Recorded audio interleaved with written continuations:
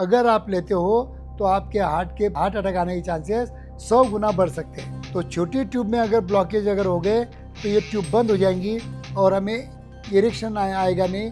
क्यों heart attack आने से पहले आपको आपकी बॉडी इंडिकेट कर रही है, लेकिन आप उसको निगलेक्ट कर रहे हो। तो समझ जाना कि विद इन स्पैन ऑफ 1 और 2 ईयर आपको हार्ट अटैक आने वाला है।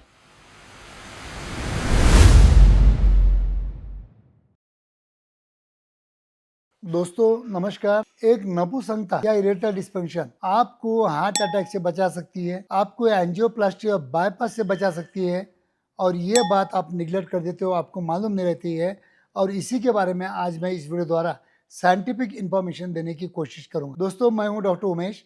एज अ क्लिनिकल सेक्सोलॉजिस्ट गए 40 साल से मैं प्रैक्टिस कर रहा हूँ। और दोस्तों अगर मेरे वीडियो आपको अच्छे लगते हैं तो मेरे YouTube चैनल को सब्सक्राइब कीजिए, ताकि डेली 2 साइंटिफिक वीडियो आप तक पहुंच सकते हैं। और अच्छे वीडियो आपको लगते हैं तो अंत में अपने यार दोस्तों को शेयर कीजिए, ताकि उनको भी आप मेरे वीडियो का बेनिफिट करके दे। दोस्तों आज का जो हमारा सब्जेक्ट है कि आज हमारे समाज में हार्ट अटैक आने का परसेंटेज जो है वो बहुत ज़्यादा बढ़ गया है।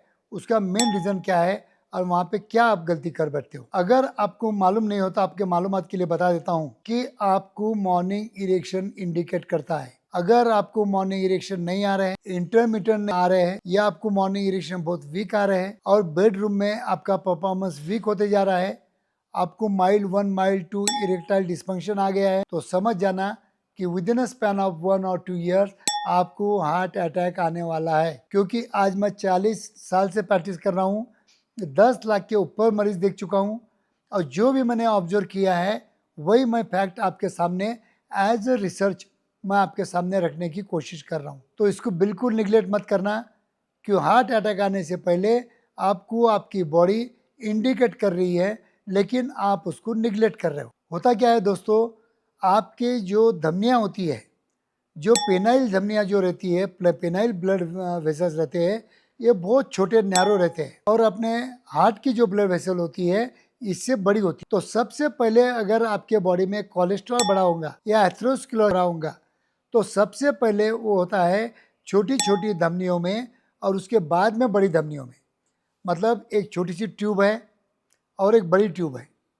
तो छोटी ट्यूब में अगर ब्लॉकेज अगर हो गए तो ये ट्यूब बंद हो जाएंगी और हमें इरेक्शन आएगा नहीं, या मॉर्निंग इरेक्शन आएगा नहीं।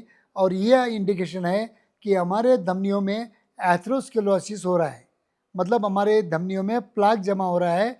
और अब ये प्लाक हमारी जो हार्ट की जो नसें है उसमें भी होने के चांसेस ज़्यादा है।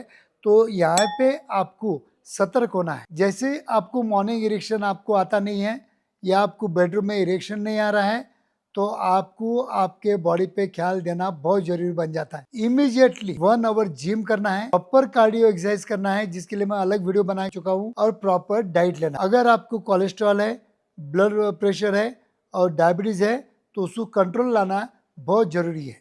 और मेडिसिन से कंट्रोल ला के कुछ भी बेनिफिट नहीं होगा। आपको नेचुरल कंट्रोल लाना है। आपको एक्सरसाइज करके और डाइटिंग करके ही आपको कंट्रोल करना है। क्योंकि मैं हमेशा बोलता हूँ बेस्ट मेडिसिन अगर है इस दुनिया में तो डाइट आपका जो लेते हो और एक्सरसाइज जो आप करते हो, ये 2 मेडिसिन आप निगलेक्ट करते हो और बाकी मेडिसिन पर आप मतलब ख्याल देते हो। और इसी की वजह से आज समाज में हार्ट अटैक आने का परसेंटेज बहुत ज़्यादा बढ़ गया है। क्यों कि हम उसे बहुत ज़्यादा निगलेक्ट कर देते हैं। और जैसे हमें नपुंसकता आती है या मॉर्निंग इरेक्शन नहीं आ रहा है, तो हम वायग्रा जैसी गोली टैबलेट लेके टेम्पररी फिक्सिंग करते हैं और हमारा सेक्सुअल लाइफ बेटर बनाने की कोशिश करते हैं। लेकिन उसका जो मेन मतलब रीज़न है, जो आपके हार्ट का वीकनेस या आपकी ब्लड वेसल में प्लाक, इसको आप निगलेक्ट कर देते हो। और इसी के वजह से आज आपको बहुत अर्ली एज में हार्ट अटैक आने के चांसेस बहुत ज़्यादा हो गए। और इसी वीक हार्ट में अगर आप वायग्रा जैसी मेडिसिन लेते हो तो आपके हार्ट अटैक आने के चांसेस ये 100 गुना बढ़ जाते हैं।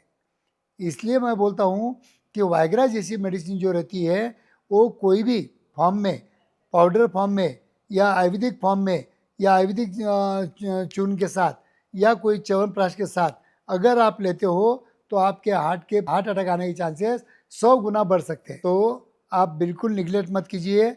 मॉर्निंग इरेक्शन और इरेक्टाइल डिस्फंक्शन, इस पे अगर आपको आते हैं, इसको सीरियसली लीजिए और उसी दिन से आपका डाइट और एक्सरसाइज और मेडिटेशन चालू कर दीजिए, ताकि आपको up to the age of 70 years आपको हार्ट अटैक आने के चांसेस बहुत कम हो जाते हैं। तो दोस्तों, अगर आपका आपका मतलब ये बेसिक क्लियर हुआ रहेगा, तो ये आज से आपको स्टार्ट करना है, ताकि आप फ्यूचर हार्ट अटैक से आप बच सकते हो। इसके बावजूद आपके दिल में और कुछ सवाल होंगे, तो डेफिनेटली आप मुझसे वीडियो कॉल से जुड़ सकते हो, आपकी हेल्थ बता सकते हो, आपकी इन्वेस्टिगेशन बता सकते हो, और मैं आपको प्रॉपर गाइडलाइन देने की कोशिश करूँगा कि up to the age of 70 आपको हार्ट अटैक नहीं आना चाहिए। क्योंकि heart disease, diabetes, blood pressure ये रिवर्सिबल है, ये आपको किसी ने बताया नहीं है, इसलिए आप मेडिसिन से एडिक्शन हो जाता है और मेडिसिन आपको डोज बढ़ाने की कोशिश करते हो, लेकिन कहीं ना कहीं जो मतलब ओरिजिनल डिसीज होता है उसको दूर करने की आप कोशिश नहीं करते हो।